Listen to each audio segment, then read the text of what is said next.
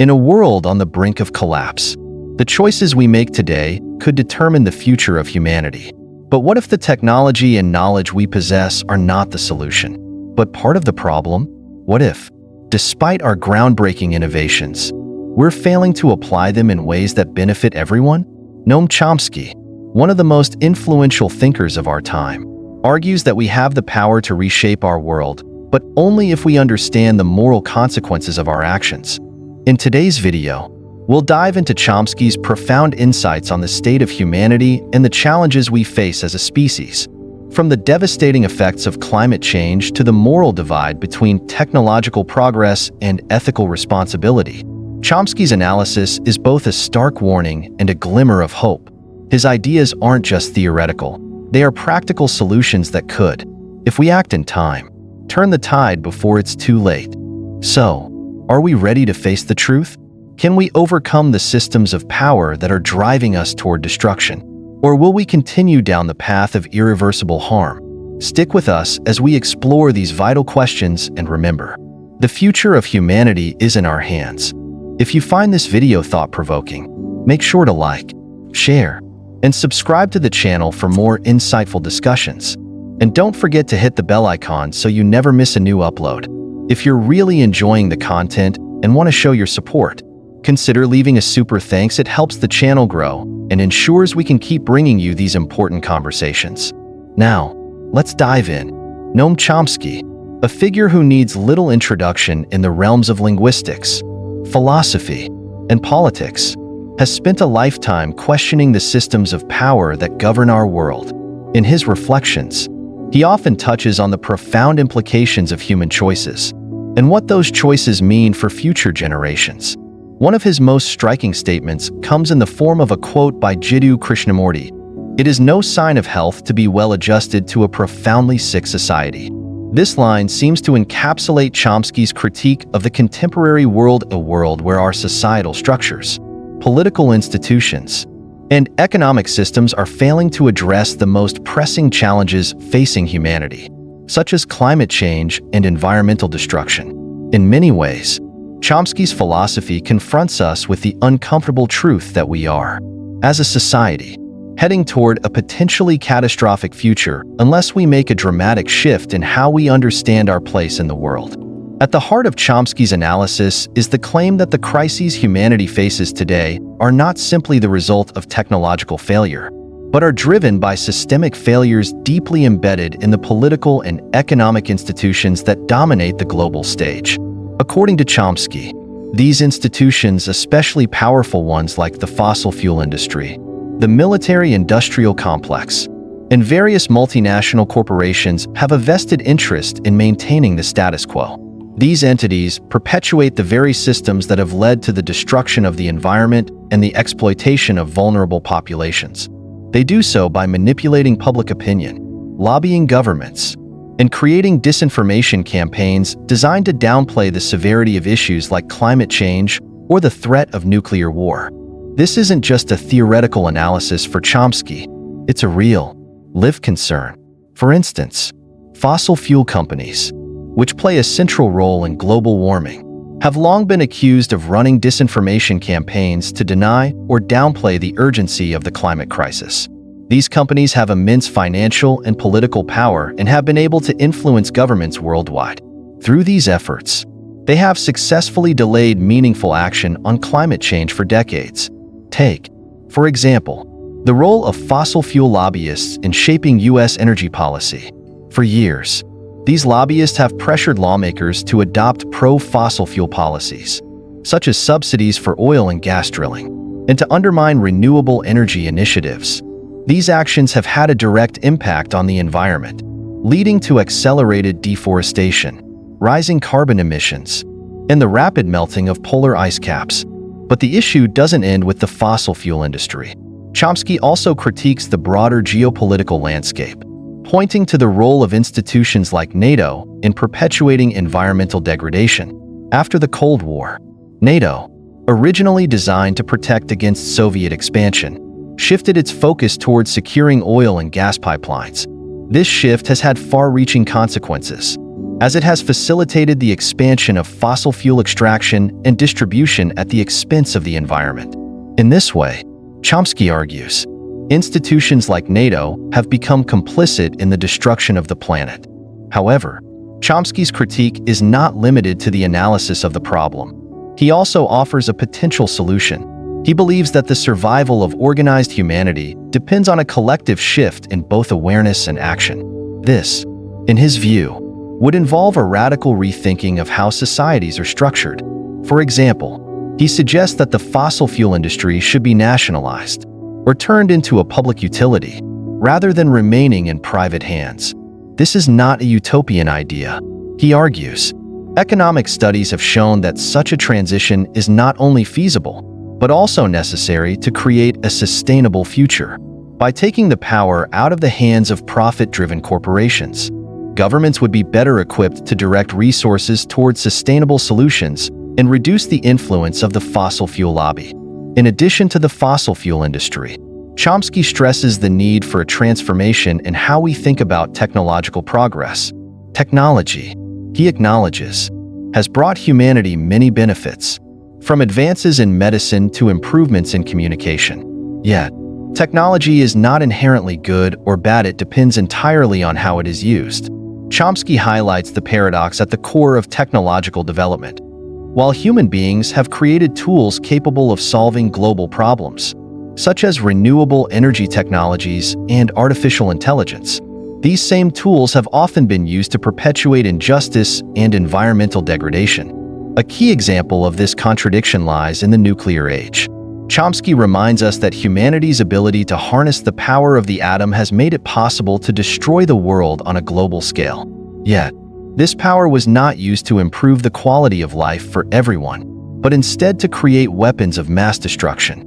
The atomic bomb, which was dropped on Hiroshima in 1945, is one of the most vivid symbols of this moral divide. While the world had the technology to destroy itself, it lacked the collective morality to prevent such a catastrophe from occurring. The advent of nuclear weapons was a powerful reminder that technological progress, without the necessary ethical framework to guide it, can lead to disaster.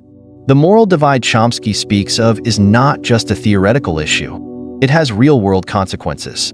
The question is no longer whether humanity has the technological capacity to destroy the planet, but whether it has the wisdom and courage to stop before it is too late. This moral divide is at the heart of many of the world's most pressing issues, from climate change to social inequality to nuclear proliferation. The challenge, according to Chomsky, is to bridge this divide by developing a collective moral consciousness that prioritizes the common good over individual or corporate profit. Chomsky also points out that the systems in place today are not the result of individual failures or misunderstandings, but are the product of deeply entrenched power structures. Political and economic institutions have become so intertwined with corporate interests that they now function primarily to protect and expand those interests, often at the expense of the public good. Chomsky's critique is particularly focused on the role of corporations in shaping public policy, arguing that these entities wield far too much influence over governments and have effectively hijacked democracy in many parts of the world. In this context, he argues, the very systems that are supposed to serve the public are now working to serve the few. So, what can be done to address these issues? Chomsky believes that change is not only necessary but possible, though it will require a fundamental shift in how we view society and its priorities. He argues that the first step is to recognize the urgency of the situation and to understand that the survival of organized humanity depends on a new collective awareness. Governments must take a more active role in regulating industries, especially those that are most responsible for environmental destruction. This will involve both strong policy measures and international cooperation to ensure that the worst impacts of climate change are mitigated. One solution Chomsky proposes is the transformation of industries, particularly fossil fuel companies, into public utilities. By taking these industries out of private hands, Chomsky argues, governments could ensure that the resources generated by these industries are used for the common good, rather than being diverted to the pockets of wealthy shareholders. This would also reduce the immense political power that these companies currently wield. giving governments the space to pursue policies that prioritize environmental sustainability and social justice. Another critical component of Chomsky's vision for change is the rethinking of technological progress. While Chomsky acknowledges that technology has been a powerful tool for both good and ill, he stresses the importance of using technology to address the most pressing issues facing humanity. For instance, renewable energy technologies such as solar, wind, and hydroelectric power have the potential to replace fossil fuels and mitigate the effects of climate change. But this requires not only technological innovation, but also political will and collective action. The transition to a sustainable future, Chomsky argues, will not be easy, but it is possible if we make the moral and political changes necessary to support it. In the end, Chomsky's analysis is both a call to action and a warning. The stakes are incredibly high, and the time to act is rapidly running out. If we are to avoid the collapse of organized humanity, we must address the root causes of the crises we face, and we must do so in a way that transcends short-term political interests. As Chomsky has said, the challenge is not technological, it is moral. The real question is whether humanity can find the wisdom to use its incredible technological power to create a world that works for everyone, rather than a few. This is the challenge we face today, and it is a challenge that will define the future of our planet. Noam Chomsky's analysis of the climate emergency begins by shifting the focus from surface-level symptoms like rising temperatures or extreme weather to the underlying systems perpetuating these crises. The climate crisis is not just an issue of environmental degradation, but a reflection of systemic failures deeply embedded in political and economic institutions. These institutions, according to Chomsky, prioritize profits over sustainability, often employing manipulative tactics to delay meaningful change. The fossil fuel industry stands at the forefront of this, actively undermining efforts to address the crisis through well-funded disinformation campaigns and lobbying that shape governmental policies to align with their interests. The influence of fossil fuel lobbies is immense and insidious. They have crafted a narrative that downplays the urgency of climate change or outright denies its existence. This effort is not confined to fringe groups. It is a coordinated, systematic strategy involving think tanks, political campaigns, and media outlets. For instance, documents from major oil companies like ExxonMobil have revealed that they were aware of the potential catastrophic impacts of fossil fuel consumption as far back as the 1970s. Despite this knowledge, they chose to suppress the information and fund campaigns that questioned the validity of climate science. This deliberate obfuscation of facts has delayed global action by decades, locking humanity into a path of escalating environmental harm. These actions are not merely corporate strategies, they are ethical failures. The ability of powerful institutions to prioritize short-term gains over long-term sustainability highlights a profound moral void. How is it that, despite unprecedented technological advancements, humanity struggles to address existential threats like climate change? Chomsky points to the systemic nature of these issues, where the concentration of power in the hands of a few allows for decisions that benefit corporations at the expense of the collective good. Political systems, heavily influenced by corporate money, often align more closely with industry interests than with the needs of their citizens or the planet. One striking example of this dynamic can be seen in the United States, where campaign financing plays a significant role in shaping policy. Fossil fuel companies, through political action committees, PACs, and donations, wield enormous influence over elected officials. This financial leverage translates into favorable legislation, such as subsidies for oil drilling and the rollback of environmental regulations. The consequences are evident in the lack of comprehensive climate policies, even as the effects of global warming become increasingly severe.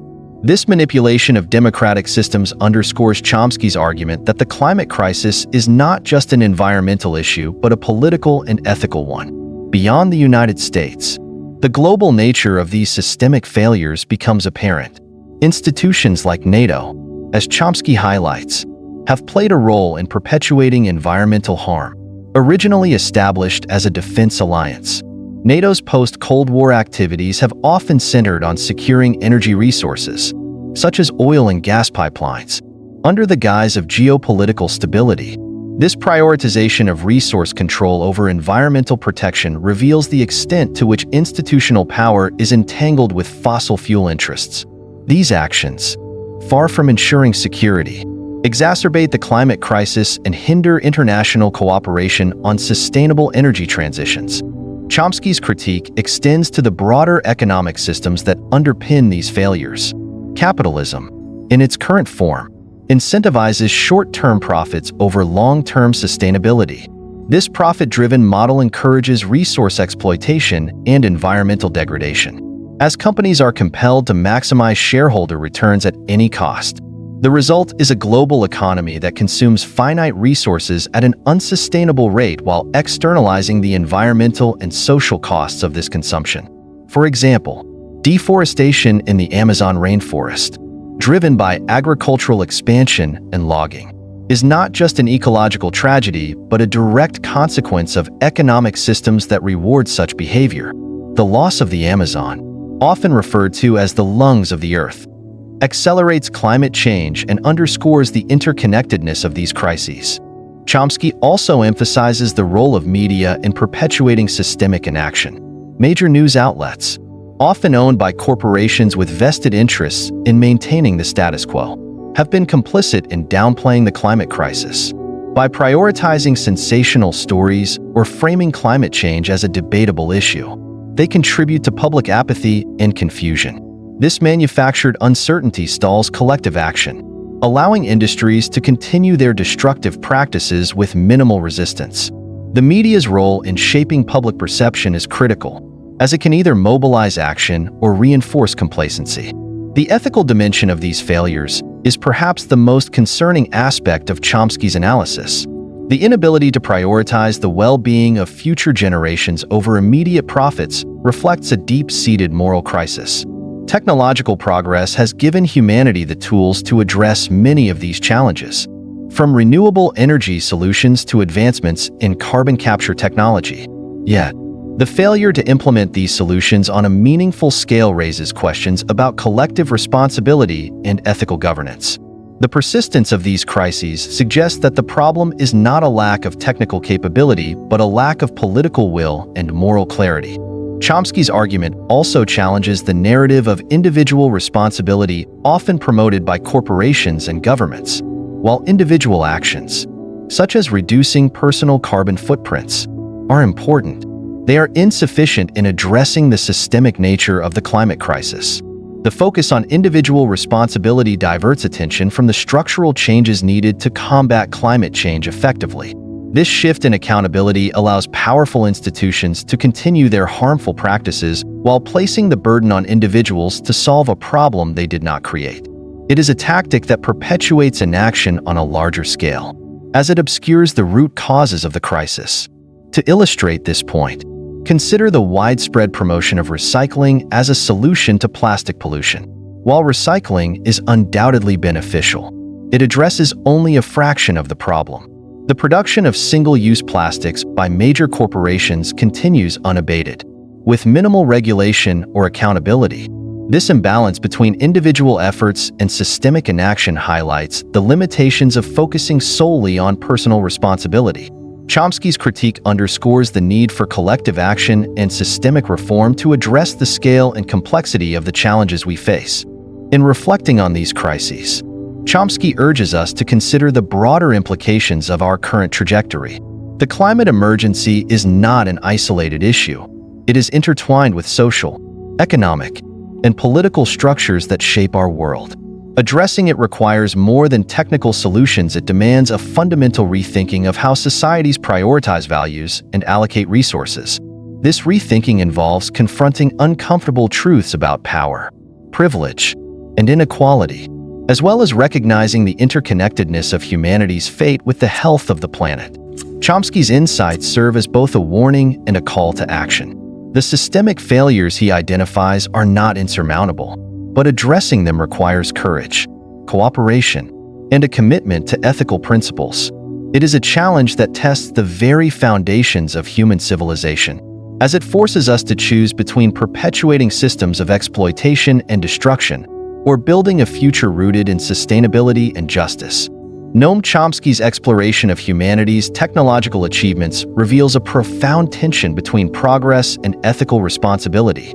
It is not that humanity lacks the tools to address critical global issues such as climate change or resource scarcity. Technological advancements have given us an array of solutions to combat these challenges.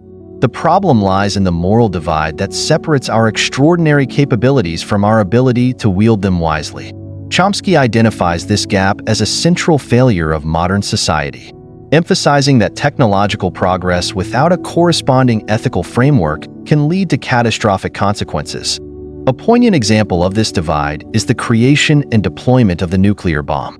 During World War II, the Manhattan Project showcased humanity's ability to harness the immense power of atomic energy, culminating in one of history's most devastating events, the bombing of Hiroshima and Nagasaki in 1945. While this achievement represented a monumental scientific breakthrough, its application revealed the darker side of technological progress. The destruction of entire cities and the loss of countless lives underscored a chilling truth. Humanity possesses the power to annihilate itself. Chomsky uses this historical moment to highlight the critical importance of moral considerations in the application of scientific knowledge. Without ethical guidance, even the most groundbreaking technologies can become tools of destruction. This moral divide is not limited to nuclear weapons. It extends to nearly every domain of technological advancement. Consider, for example, the development of fossil fuel-based energy systems, the discovery and utilization of coal, oil, and natural gas revolutionized industries and transformed economies, enabling rapid growth and improved standards of living. However, the same energy systems have contributed significantly to global warming, deforestation, and pollution, despite having the technology to transition to renewable energy sources like solar and wind. Political and economic interests often prioritize short-term profits over long-term sustainability. This failure to align technological progress with ethical stewardship exemplifies the moral gap Chomsky warns against. Another modern illustration of this divide can be seen in the tech industry. The rise of artificial intelligence, AI, and machine learning has brought remarkable advancements, from healthcare diagnostics to autonomous vehicles. Yet, these technologies also raise profound ethical questions. For instance, AI systems used in surveillance and facial recognition technology have sparked debates about privacy and civil liberties.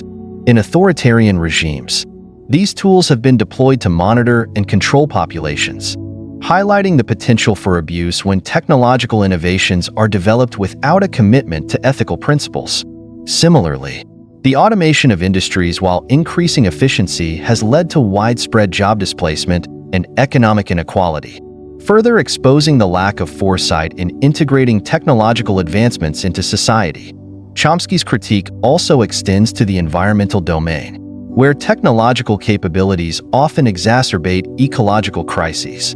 Consider deforestation in the Amazon rainforest, driven by advanced logging equipment and agricultural technologies. While these tools enable more efficient land use, they also accelerate habitat destruction and biodiversity loss. The knowledge and tools exist to manage forests sustainably, yet the pursuit of profit frequently overrides these considerations. This pattern of prioritizing immediate economic gains over the long-term health of the planet illustrates the persistent moral failure in leveraging technology responsibly. In addition to ecological concerns, Chomsky highlights the ethical challenges associated with biotechnology. Advances in genetic engineering, for example, have opened doors to revolutionary possibilities in medicine, agriculture, and environmental conservation. Yet, the commercialization of genetically modified organisms, GMOs, has raised concerns about corporate control, food security, and environmental risks. Companies developing GMOs often prioritize proprietary interests, restricting access to seeds and technologies that could benefit small-scale farmers in developing countries. This imbalance reflects a broader trend in which technological progress is co-opted by powerful entities, leaving marginalized communities to bear the consequences. Chomsky's analysis is particularly critical of how technological progress is often wielded by those in positions of power to perpetuate inequality and exploitation.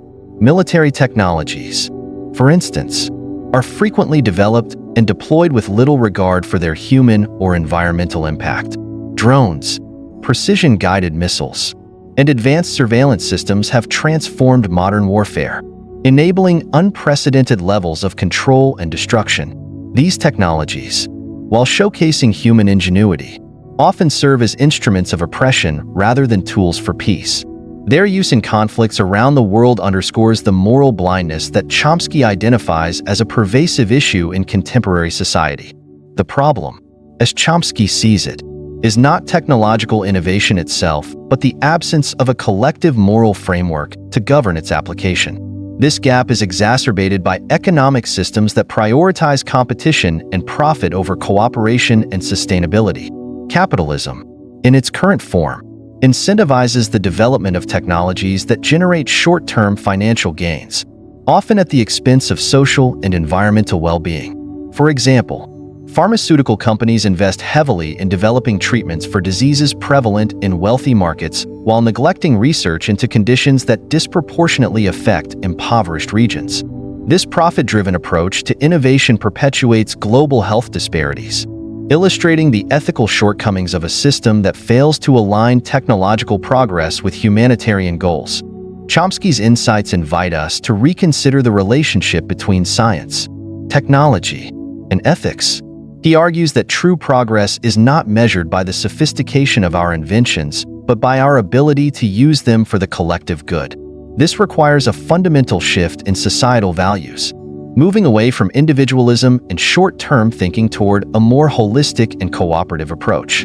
Education plays a critical role in fostering this shift, as it equips individuals with the knowledge and moral reasoning needed to address complex global challenges. Chomsky emphasizes the importance of cultivating critical thinking skills and ethical awareness, enabling future generations to navigate the intersection of technology and morality more effectively. An encouraging example of ethical technological application can be found in the renewable energy sector. Solar panels, wind turbines, and energy storage systems demonstrate how innovation can align with sustainability. Countries like Denmark and Germany have made significant strides in transitioning to renewable energy, setting examples for others to follow. These efforts showcase the potential for technology to serve as a force for good when guided by ethical considerations and strong political will. However, scaling these solutions globally requires overcoming the entrenched interests of fossil fuel companies and the systemic inertia that Chomsky critiques. Ultimately, Chomsky's exploration of the technological dilemma and moral divide serves as a call to action. It challenges us to recognize the responsibility that comes with scientific and technological progress. The tools to address humanity's greatest challenges already exist, but their effective deployment depends on a collective commitment to ethical principles and long-term thinking. Bridging the moral divide requires not only technological innovation, but also a re-evaluation of the systems and values that govern society. It is a challenge that demands both individual reflection and collective action, as the future of humanity depends on our ability to align our extraordinary capabilities with the wisdom to use them responsibly. Chomsky's diagnosis of the root cause of the crises we face today involves a piercing examination of the political and economic structures that dominate our world. At the heart of these problems, he points to capitalism, an economic system driven by profit, competition, and exploitation. According to Chomsky, these capitalist structures are fundamentally incompatible with sustainability, ethical governance, and the long-term well-being of the planet. The short-term thinking embedded within capitalist frameworks fuels environmental destruction, social inequality, and a staggering moral indifference that has brought us to the brink of planetary collapse. One of the core arguments Chomsky makes is that decisions made within capitalist systems are not designed to prioritize the welfare of humanity or the environment, but rather the accumulation of wealth for a powerful few. This dynamic is not just about the fossil fuel industry, but about the broader structures of power that perpetuate environmental degradation and social harm for the sake of profit. The relentless pursuit of short-term profits, Chomsky argues, is the central driver behind both ecological damage and the moral failures of contemporary societies. Take, for example, the role of fossil fuel companies. Over decades, these corporations have knowingly manipulated markets, governments, and public opinion to maintain their dominance. The industry's manipulation is not just about making money, it's about securing power.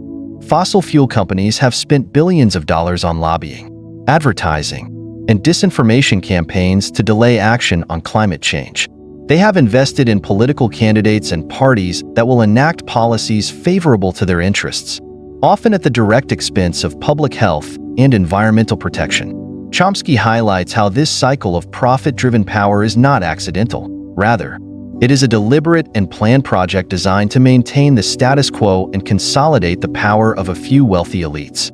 This concentration of power is not limited to the fossil fuel industry itself. Chomsky points to institutions like NATO, the North Atlantic Treaty Organization, as key players in perpetuating global dependence on fossil fuels. After the Cold War, NATO's focus shifted from military threats to ensuring the protection of oil and gas pipelines, vital infrastructure for the fossil fuel industry. In this shift, NATO effectively became an enforcer of the global fossil fuel economy, further entrenching the power of multinational oil companies and solidifying the geopolitical importance of fossil fuel reserves. The militarization of energy resources is an example of how political and economic systems have intentionally structured global relations around the exploitation of natural resources, regardless of the environmental or social costs. This strategy of organized destruction, as Chomsky calls it, is not just about greed, it's about control. The fossil fuel industry, in collaboration with powerful state institutions, has created a global system that prioritizes fossil fuel dependence over environmental stewardship and sustainability. The political and economic structures that uphold this system are designed to maintain the flow of profits and power to a select few, even if it means sacrificing the long-term survival of the planet. Chomsky argues that this project of organized destruction is a deliberate system of societal control, one in which the choices made by political and economic elites have far-reaching consequences for the planet's future. The evidence of this organized destruction is all around us. We see it in the way political leaders continue to support policies that subsidize fossil fuel industries and downplay the severity of climate change, despite mounting scientific evidence of the catastrophic effects of global warming. We see it in the disinformation campaigns that have flooded the media, deliberately sowing doubt about the science behind climate change and promoting the false narrative that the environmental crisis is a distant or exaggerated threat. We see it in the global power dynamics that ensure that the most vulnerable populations, those least responsible for environmental degradation, bear the brunt of the consequences. Indigenous communities, low-income nations, and future generations are left to deal with the fallout of decisions made by those in power today. But Chomsky doesn't just diagnose the problem, he also emphasizes that this system of control is not invincible. While it may seem like the power structures that sustain fossil fuel dependence are entrenched and insurmountable, Chomsky insists that change is possible.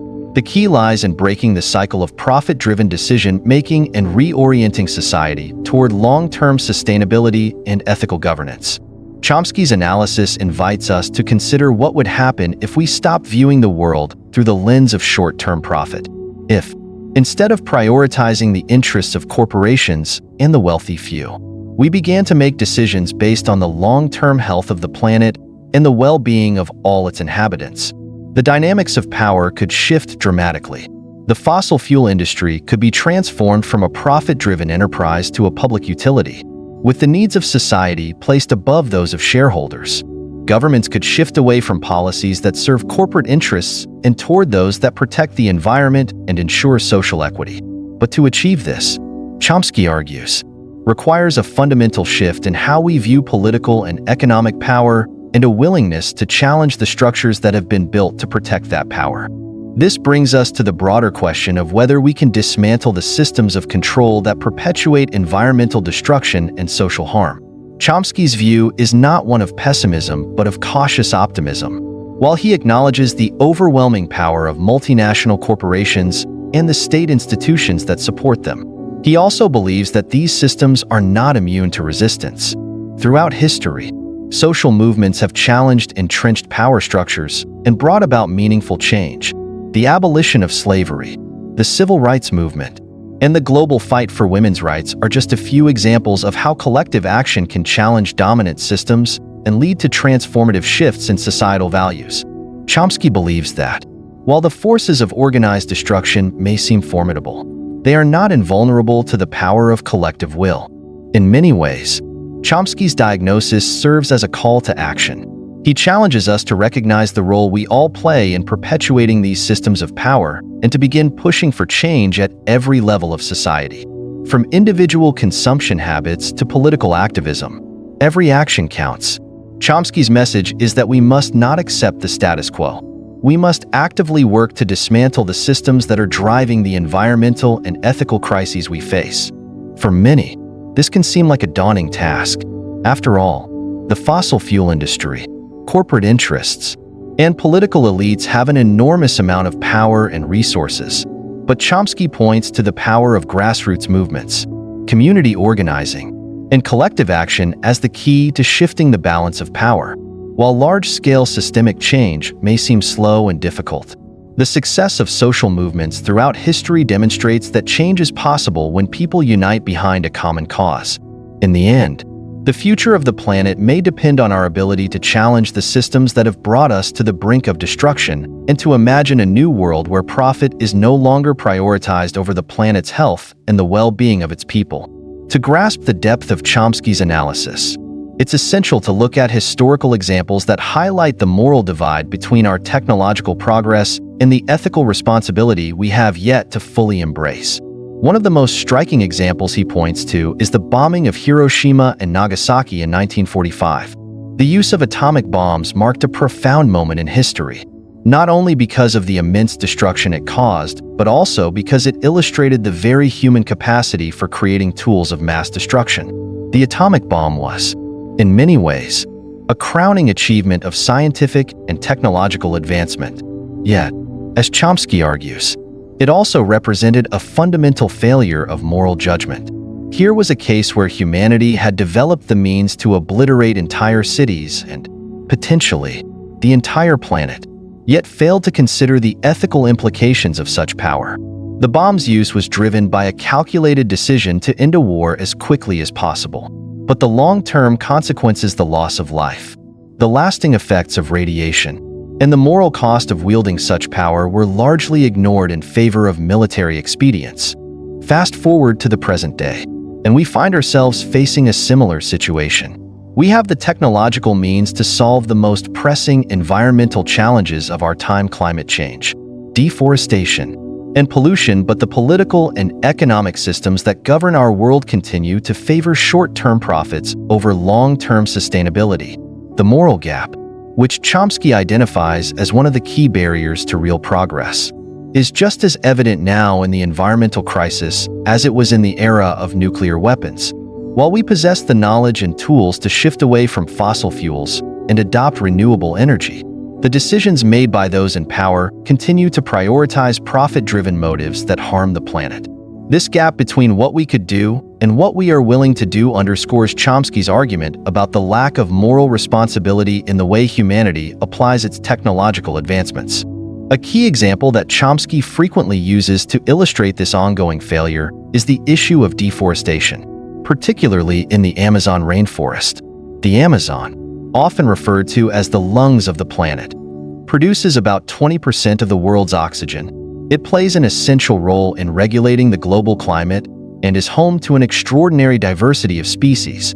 Yet, in recent decades, the destruction of this vital ecosystem has escalated, driven largely by profit motives in industries such as logging, agriculture, and mining. The deforestation of the Amazon is a stark example of how humanity's technological and economic power, when unchecked by moral considerations, can result in the destruction of one of the world's most irreplaceable resources. Despite having the technological capability to halt this destruction through sustainable farming practices, legal protections, and a transition to renewable energy, economic interests continue to drive the deforestation machine. Consider the role of cattle ranching in the destruction of the Amazon. Brazil is one of the world's largest producers of beef, and much of the deforestation is directly linked to the expansion of cattle ranching. In fact, large swaths of the rainforest are cleared to make way for grazing land, contributing to the degradation of the land and the loss of biodiversity. It's a story of profit at the expense of the environment. And despite the fact that we have the knowledge and technology to address this issue through reforestation projects, more sustainable agricultural practices, and the promotion of plant-based diets, the political and economic systems continue to favor the expansion of industries that drive deforestation.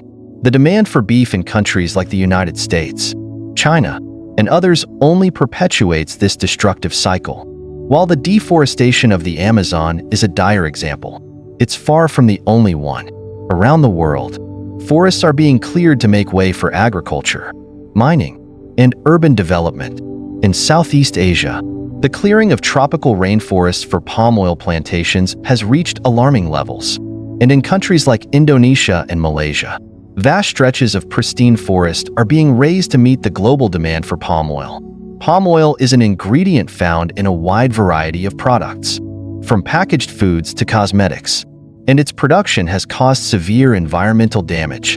Not only does this destruction lead to habitat loss for countless species, including endangered ones like the orangutan, but it also exacerbates climate change. Trees are essential in absorbing carbon dioxide, and when forests are cleared, the carbon stored in those trees is released into the atmosphere, further contributing to global warming. What is perhaps most frustrating about these examples of environmental destruction is that we know how to solve the problem. The technology and knowledge are already available. Sustainable farming methods, alternative energy sources, and eco-friendly materials exist, but the global economic system continues to prioritize profit over the planet. The fossil fuel industry, for example, has a significant stake in keeping the world dependent on non-renewable resources, and they use their power to influence political decisions that delay the transition to cleaner energy. This, Chomsky argues, is the essence of the moral divide. Humanity has the means to solve the crisis, but the systems in place are driven by a desire for profit that outweighs concern for the planet's future. Take, for instance, the role of oil companies in perpetuating this system. Companies like ExxonMobil, BP, and Shell have known for decades about the risks of climate change and the harm caused by fossil fuels. In the 1970s, Exxon scientists were already predicting the dangers of rising CO2 levels. Yet, despite this knowledge, these companies spent millions on lobbying and disinformation campaigns to downplay the seriousness of climate change and delay government action. In fact, for many years, the fossil fuel industry actively funded climate change denial, using their vast resources to muddy the waters of scientific research and create doubt in the public's mind.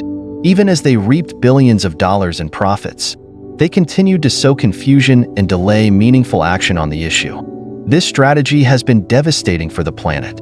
Not only has it delayed action on climate change, but it has also perpetuated a system in which environmental destruction is a byproduct of economic growth. The political and economic institutions that Chomsky critiques are designed to protect the interests of the powerful, rather than addressing the urgent needs of the planet. Governments around the world continue to subsidize fossil fuel companies, providing them with billions of dollars in tax breaks and incentives. This system makes it more difficult for renewable energy sources to compete and ensures that the status quo remains in place. Despite the catastrophic consequences, the moral failure in this system is not limited to the fossil fuel industry. It extends to every sector of the economy that benefits from environmental destruction. The mining industry, for example, continues to exploit the planet's natural resources at an alarming rate, despite the fact that mining practices often lead to land degradation, pollution, and the destruction of entire ecosystems. The agricultural industry, as mentioned earlier, is another major contributor to deforestation and environmental harm. But even in sectors that are often seen as green, such as the renewable energy industry, there are moral questions to address.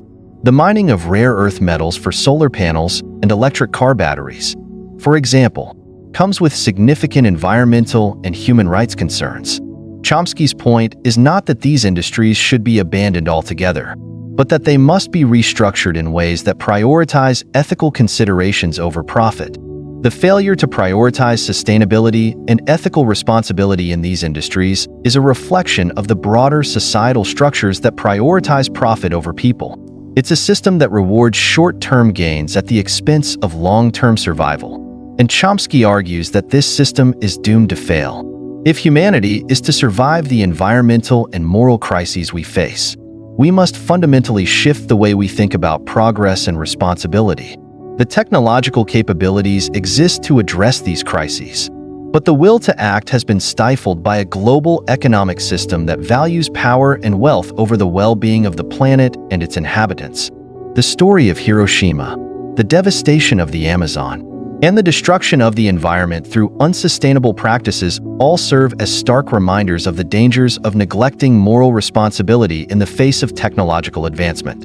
Chomsky's critique forces us to confront uncomfortable truths about the systems of power that perpetuate these crises. But it also challenges us to think about how we might change the trajectory of our future. Chomsky's critique centers on what he sees as an alarming moral divide that has developed between humanity's technological capabilities and our ability to wield that power responsibly. He argues that this divide, which stretches across various domains from the nuclear threat to the environmental crisis, has become a central feature of our modern world. At its core, the issue isn't that we lack the tools or knowledge to solve pressing global problems. Rather, it's that we have failed to cultivate the moral wisdom necessary to guide the use of these tools in ways that truly benefit humanity and the planet.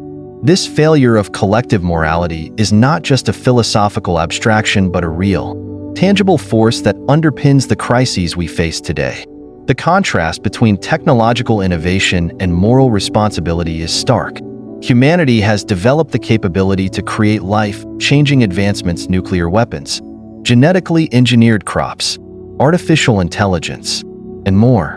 However, as Chomsky argues, these same technologies that hold the potential to improve our lives also carry the risk of devastating consequences if misused. The atomic bomb, as one example, represents the epitome of this tension. While it was a groundbreaking scientific achievement, its use in Hiroshima and Nagasaki exposed the inherent dangers of applying powerful technologies without moral consideration. It's a stark reminder of the thin line between progress and destruction when ethical concerns are sidelined. The moral divide that Chomsky speaks of extends beyond nuclear weapons. However, it touches virtually every aspect of modern life, from the ways we exploit natural resources to how we organize political and economic systems. One of the most evident places where this divide manifests is in our treatment of the environment. We have the technological capacity to transition away from fossil fuels, to develop renewable energy sources, and to repair the environmental damage we have caused.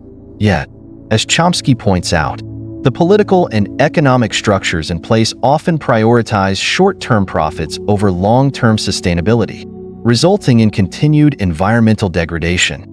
The irony here is that while we are technologically advanced enough to recognize the harm we are doing, our collective moral compass seems to be broken, leaving us unwilling or unable to change course. Chomsky emphasizes that technological innovation alone is insufficient to solve the crises we face.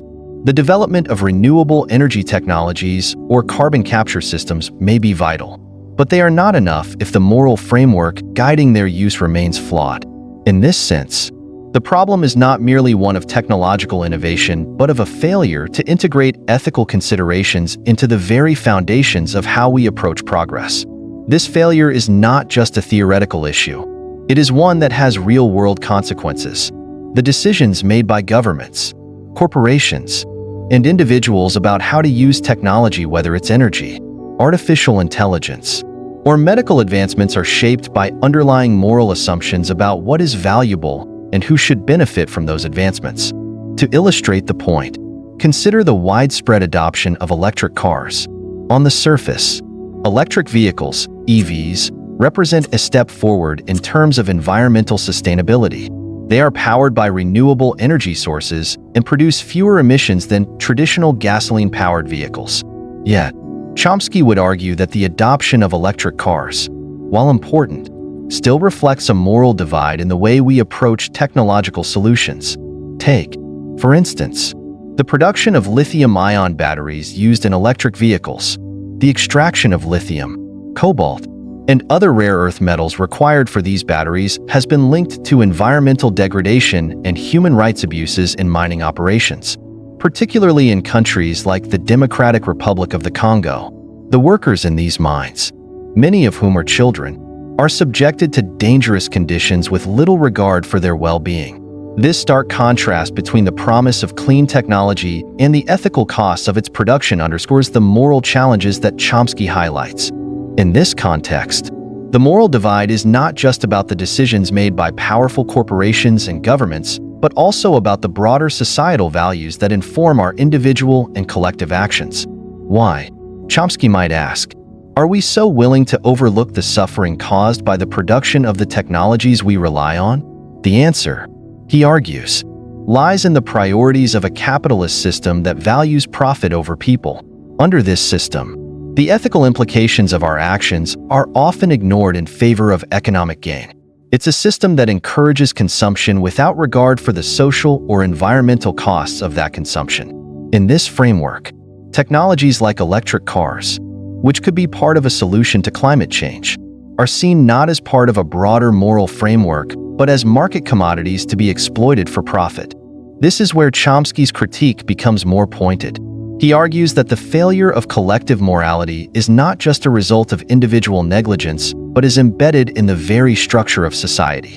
The political and economic systems we have built are fundamentally at odds with the ethical use of technology. For example, the fossil fuel industry, which continues to have a stranglehold on global energy markets, is not just a source of environmental destruction, but also a key player in perpetuating the moral divide. The extraction of fossil fuels often comes at the expense of local communities, whose land and water sources are contaminated, and the exploitation of workers in dangerous, low-wage conditions is widespread. Yet, despite this, fossil fuel companies continue to rake in enormous profits, and the governments that are supposed to regulate them are often complicit, either due to corruption or the immense power these industries wield. In contrast, the potential for renewable energy technologies to serve as part of a moral solution is clear. Wind, solar, and geothermal power are clean, abundant, and increasingly affordable.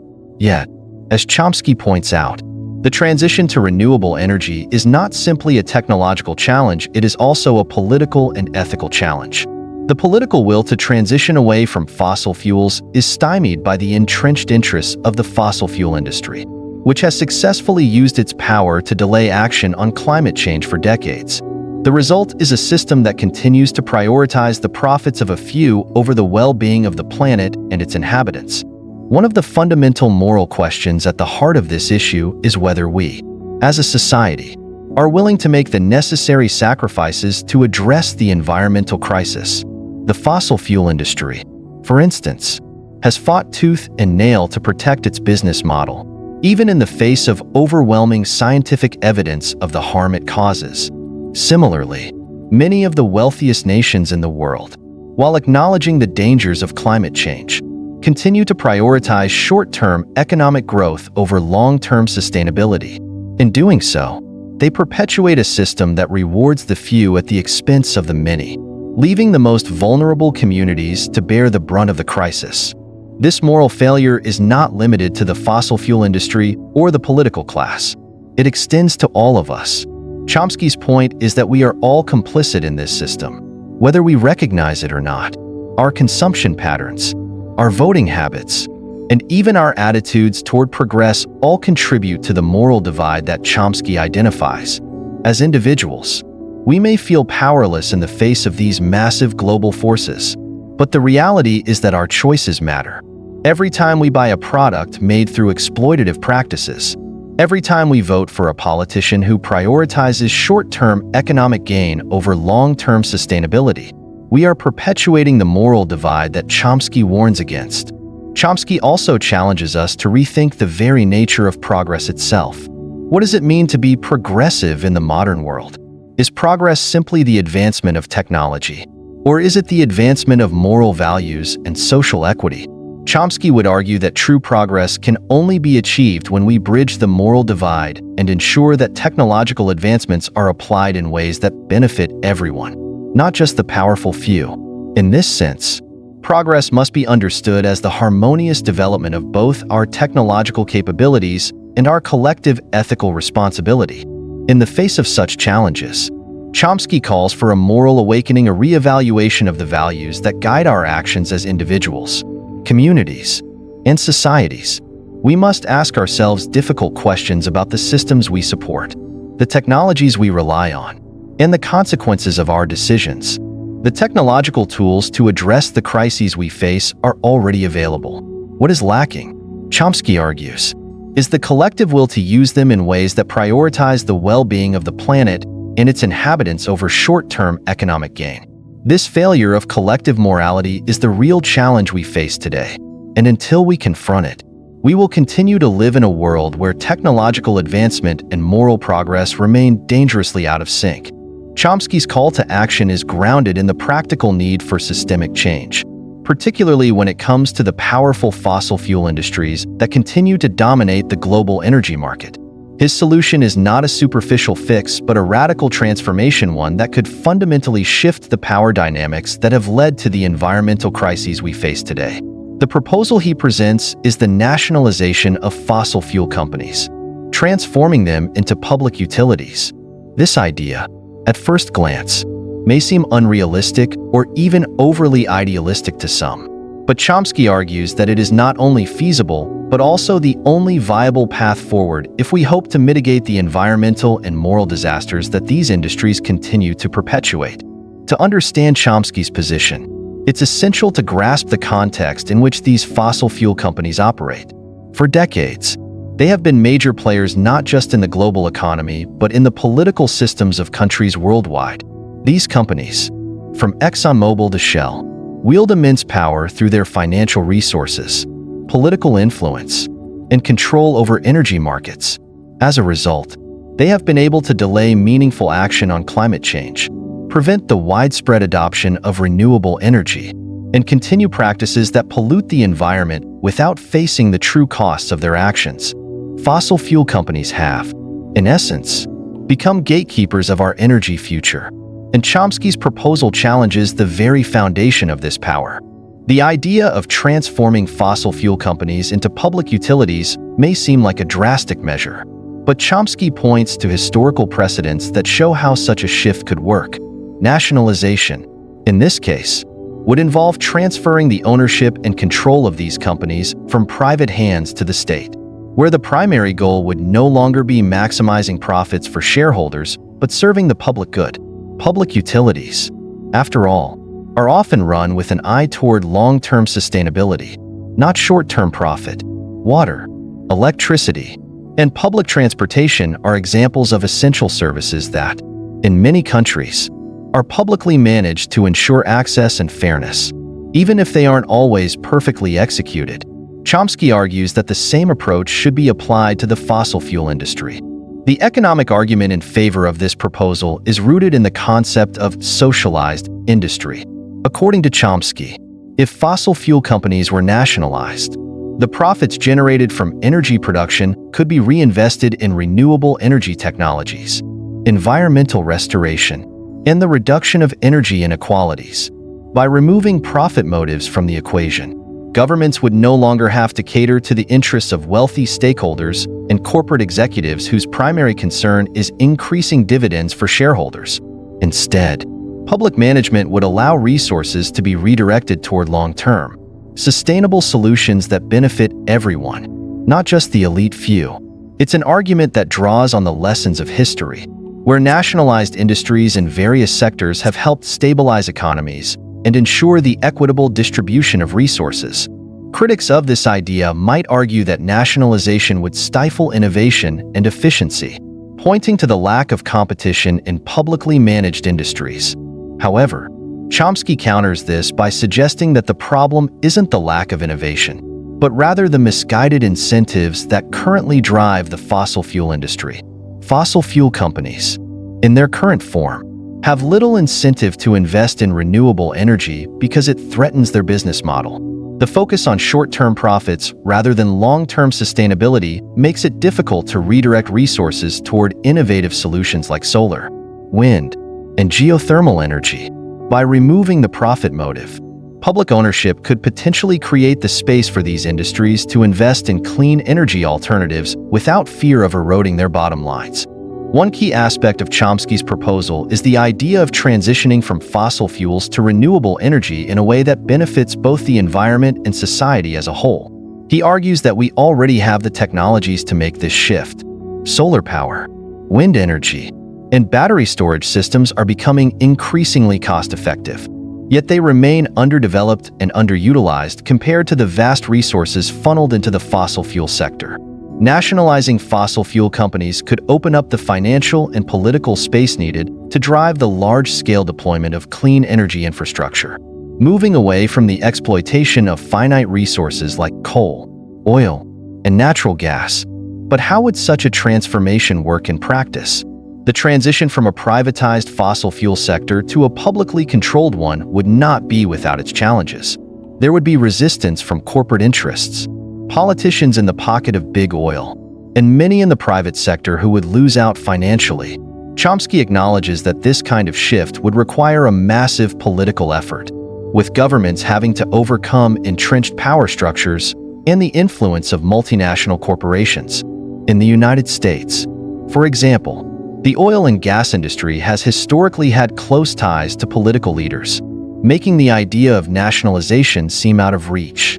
However, Chomsky points out that if we wait for market forces or the private sector to fix these problems on its own, we may be waiting forever.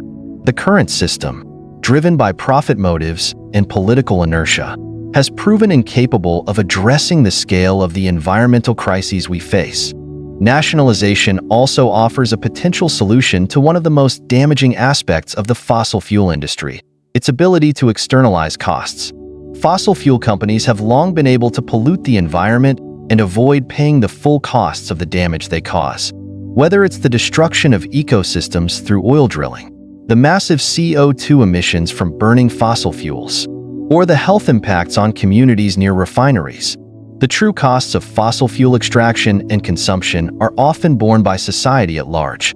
Nationalizing these industries would allow governments to internalize these costs, ensuring that companies are held accountable for the damage they cause, rather than being allowed to profit off pollution. These industries could be required to reinvest in environmental remediation and carbon offset programs, directly benefiting the planet and future generations. Chomsky also argues that nationalization would allow for a more democratic control of energy policy. Currently, energy decisions are made behind closed doors by a handful of powerful CEOs and government officials, often without input from the public. Nationalizing fossil fuel companies would provide an opportunity for citizens to have a greater say in how energy resources are used. Public ownership could open up space for greater transparency and accountability, ensuring that energy production is aligned with the needs and values of society rather than the whims of corporate executives. It's worth noting that Chomsky's proposal is not just about eliminating fossil fuel companies or making them public. The key idea is to shift the focus from profit-driven motives to long-term sustainability and social good. This transformation would allow for the creation of a new energy paradigm, one that prioritizes people and the planet over short-term financial gain. By nationalizing fossil fuel companies and turning them into public utilities, Chomsky believes we could move toward an energy system that supports clean technologies, equitable access, and global cooperation in the fight against climate change. In conclusion, Chomsky's proposal for the nationalization of fossil fuel companies may seem radical, but it is grounded in a clear and pragmatic understanding of the failures of the current system. By removing the profit motive from energy production, we could begin to address the root causes of environmental destruction and social inequality. While the path to such a transformation may be difficult, Chomsky argues that it is not only necessary but inevitable if we are to have any hope of creating a sustainable, just, and peaceful future for all. The time to act, he insists, is now. Chomsky's analysis of technology is central to understanding the complex web of challenges that humanity faces in the 21st century. He recognizes that technological advancements have shaped modern society in ways both beneficial and detrimental. His view of technology, however, is not as inherently good or bad. Instead, it is a tool, a neutral entity that can either help solve the crises of our time or exacerbate them, depending on how we choose to wield it. This dual nature of technology is what makes it so powerful and so dangerous. It offers a glimpse of potential solutions to pressing global issues like climate change and resource scarcity, but only if harnessed properly and with the right intentions. To delve into Chomsky's argument, one of the most striking examples he uses is solar energy. Solar power represents a breakthrough technology that could revolutionize the way we think about energy production. It has the potential to provide clean, sustainable, and virtually limitless energy for the entire planet. The basic concept is simple. Solar panels capture sunlight and convert it into electricity, and this process can be done without producing the harmful emissions associated with fossil fuel use. The technology itself is not only feasible but already operational on various scales, from small rooftop panels to large solar farms in deserts and rural areas. If deployed on a global scale, it could drastically reduce humanity's reliance on fossil fuels, curb the damage caused by greenhouse gas emissions, and mitigate climate change. However, Chomsky stresses that technological innovation alone will not be enough to address the environmental and social crises we face. The real obstacle is the political and economic systems that govern how technologies are used and, in many cases, prevent their widespread adoption. While the development of solar energy is a major achievement, its potential has been stifled by entrenched interests and power structures that benefit from the status quo. Fossil fuel industries, for example, have enormous economic and political influence and are deeply invested in maintaining their dominance in the global energy market. The result is a powerful resistance to the kind of systemic shifts needed to prioritize renewable energy sources like solar power. This point is illustrated through the example of subsidies for fossil fuels. For decades, governments around the world have provided significant subsidies to oil, coal, and natural gas industries, helping to maintain their profitability despite the environmental and social damage they cause. These subsidies are often justified as a way to ensure energy security and support economic growth, but they are also a direct way of propping up industries that contribute heavily to environmental degradation. In contrast, renewable energy industries like solar and wind power have often faced political obstacles in the form of insufficient subsidies, regulatory hurdles, and resistance from powerful fossil fuel lobbyists. Chomsky argues that until these political structures are changed, renewable technologies will struggle to reach their full potential. One of the most important aspects of Chomsky's critique is the relationship between technological innovation and power. The development of technology is often driven by the economic interests of a small group of individuals or corporations who stand to gain from its proliferation. In this system, technology is not developed for the public good but for profit. This creates an imbalance in how technologies are deployed and who benefits from them. For instance, large solar companies and energy firms can make significant profits by selling solar panels and renewable energy solutions. However, the wealth generated from these technologies is not always equitably distributed. The rich often have access to the best solar energy solutions, while low-income communities are left behind. This is not just a technological problem, but a reflection of the larger inequalities built into the economic and political systems that govern our society. Chomsky points out that this dynamic is evident in other technological fields as well. Take the example of artificial intelligence, AI, which holds enormous potential for improving lives through advancements in medicine, transportation, and communication. Yet, the rapid development of AI technologies has also raised concerns about the concentration of power in the hands of a few tech giants, such as Google, Amazon, and Facebook. These companies have the resources and influence to control AI's development and use. But there are serious ethical and social implications associated with their actions. From surveillance capitalism to the erosion of privacy, The technology that was initially intended to enhance human life is being used to profit off people's data and manipulate their behavior. The question, then, is how we can ensure that technology is used for the collective good, rather than to perpetuate systems of inequality, exploitation, and environmental destruction. Chomsky's answer is that we must fundamentally reorient the way we approach technological development, rather than leaving it to be shaped by profit-driven motives. We must integrate ethical considerations into the design and deployment of technologies. This requires a significant shift in how we think about technology and its role in society. It is not enough to develop new technologies. We must also ensure that these technologies are accessible to all and aligned with the needs of the many, not just the few. This perspective is not limited to solar energy or AI, but applies to a wide range of emerging technologies, from biotechnology to advanced manufacturing techniques. For example, gene editing technologies like CRISPR hold the promise of curing genetic diseases and improving agricultural production. Yet, there are also concerns about their ethical implications, such as the potential for creating genetically modified organisms that could disrupt ecosystems or the possibility of using the technology for eugenic purposes. Similarly, advancements in automation and robotics, while potentially improving efficiency and productivity, could lead to job displacement and increased economic inequality if not managed carefully. Ultimately, Chomsky's argument is that technology is a double-edged sword capable of both great good and great harm. To ensure that we realize its full potential, we must make conscious choices about how we develop and apply it. This means prioritizing technologies that are environmentally sustainable, socially beneficial, and ethically sound. It also means rethinking the systems of power that govern technological innovation, ensuring that decisions are made with a focus on long-term societal well-being rather than short-term profits. For Chomsky, the role of technology in solving global problems is not just about developing new tools, but about creating a new framework for technological progress, one that is grounded in the values of fairness, justice, and environmental sustainability.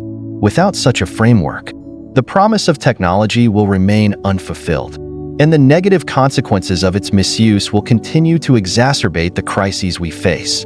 Technology, in this sense, becomes both a reflection of our society's values and a mirror that reveals the direction in which we are heading. If we continue down a path of exploitation and inequality, we risk losing the very tools that could help us avoid ecological collapse.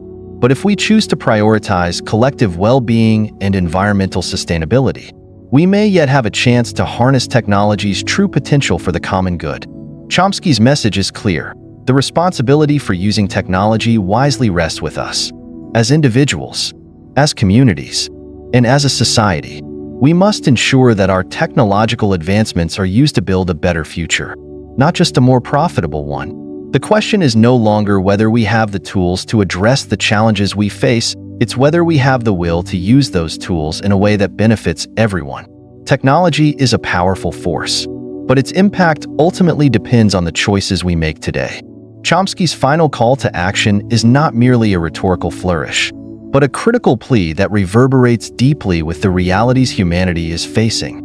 His words bring to the forefront an existential truth that underpins every environmental and ethical crisis we encounter today. The future of humanity is at a precarious tipping point, as he lays out in his analysis. The question is not just whether we have the means to confront the challenges of our time. The question is whether we, as a global society, have the moral will to embrace the changes required to avoid catastrophe. The situation humanity finds itself in today is not a random or inevitable occurrence. It is the result of centuries of political, economic, and technological decisions that have prioritized short-term gains, profit maximization, and unsustainable growth over long-term viability and the collective well-being of the planet's ecosystems and its inhabitants. In the words of Chomsky, we stand at a crossroads, a pivotal moment in history where the choices we make now will determine the fate of future generations. What we do or fail to do in the coming years will shape not only the environment, but also the social structures, political systems, and ethical frameworks that govern how we live together on this planet. Chomsky's critique is rooted in a stark recognition of the moral divide that exists between our technological prowess and our ethical responsibility. We have developed the tools to address pressing global issues, from renewable energy technologies to sustainable agricultural practices. Yet, we continue to operate within systems that perpetuate environmental destruction, economic inequality, and social injustice. This is not a failure of technology or knowledge, it is a failure of will and morality. The core of Chomsky's argument is that technological and scientific advancements alone are insufficient to resolve the crises we face. The solutions exist, but they are only viable if we can bridge the moral divide that prevents us from implementing them. The divide between what we know is possible and what we are actually doing is the root cause of the environmental destruction, political corruption, and social inequality that continue to plague the world. To overcome this divide, we must reframe our approach to technology, economics, and politics, grounding these frameworks in a commitment to sustainability, justice, and the common good. Take, for example, the potential of renewable energy. As Chomsky points out, solar and wind power offer the possibility of providing clean, abundant energy to power the world without contributing to the ecological damage caused by fossil fuels. However, the political and economic forces that control global energy markets continue to prioritize the profits of fossil fuel companies over the long-term health of the planet. The solutions are clear, but the political will to enact them is often lacking.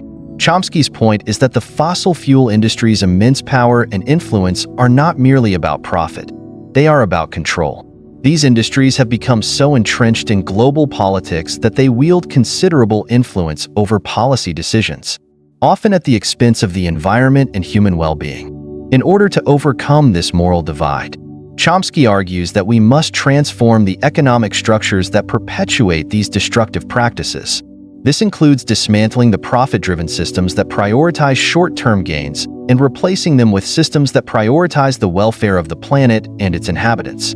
The transformation of fossil fuel companies into public utilities, as Chomsky proposes, is one such solution, a radical but necessary step to redirect resources towards sustainable alternatives and eliminate the profit incentives that drive environmental destruction. By removing the profit motive from industries that have long been responsible for ecological harm, we can ensure that technological advancements are applied in ways that benefit everyone, not just a select few. This transformation, however, is not something that can be achieved by governments or corporations alone. It is a task that requires the active involvement of individuals, communities, and social movements. It is not enough to wait for politicians or business leaders to take action. We must demand change and hold those in power accountable for their role in perpetuating the environmental crises we face. The moral responsibility, Chomsky argues, lies with each of us, and the power to create change lies in our collective action. At the heart of this call to action is the idea that we must shift our values. For too long, the dominant values of modern society have been centered around consumerism, individualism, and unchecked growth. These values have driven much of the ecological and social destruction that we see today. In contrast, the values that Chomsky advocates for are rooted in solidarity, cooperation, and sustainability. He calls for a world where ethical considerations, not profits, guide our technological and political choices, where the health of the planet and the well-being of all its inhabitants are the primary concerns. This shift is not just a matter of technological change, it is a matter of moral and cultural transformation. Chomsky's call to action extends beyond the realm of politics and economics.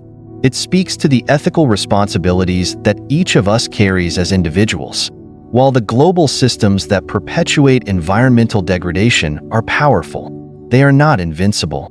Change is possible, but it requires a collective commitment to confronting the moral divide that separates our technological capabilities from our ethical obligations. Whether through activism, education, or individual lifestyle changes, each person can contribute to the larger movement for a more just and sustainable world. The question is no longer whether we have the tools to solve the crises of our time, it is whether we have the moral resolve to use those tools wisely. As we look to the future, Chomsky's message remains clear and urgent. The road ahead is fraught with challenges, but it is not without hope. The solutions to the crises we face are within our reach technologically, socially, and politically, but they will only be realized if we act now.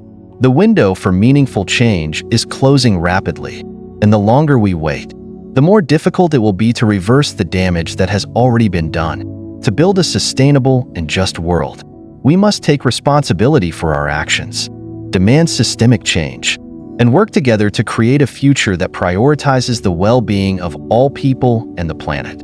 It is a difficult path, but it is the only path that leads to a future worth having. Chomsky's call to action is not just a plea for awareness. It is a call to transform the world through collective moral action. The time to act is now, before it is too late. As we reach the conclusion of today's discussion, it's clear that humanity is at a crossroads. We have the tools, the knowledge, and the capability to turn things around. But do we have the will? Noam Chomsky's call for moral responsibility in the face of unprecedented technological advancements challenges us to rethink everything from how we organize our societies to how we use the very technologies we've developed. The future is still within our grasp, but only if we act now. The solutions are out there, and they are waiting for us to take the first step. As individuals, as a society, and as a global community, we must be the ones to bridge the moral divide and ensure that we leave a sustainable world for future generations. The question remains, what kind of world will we choose to create? Will we continue down the path of self-destruction? Or will we embrace a new era of cooperation, sustainability, and ethical progress? It's up to us. If this video has sparked something in you, like, share, and subscribe to stay engaged with our journey toward a better future. And if you found value in what we're doing, please consider supporting the channel with a super thanks. Your generosity helps us continue to bring these crucial conversations to light. Thank you so much for being part of this important dialogue. Until next time, let's work together for a world that is just, sustainable, and full of hope.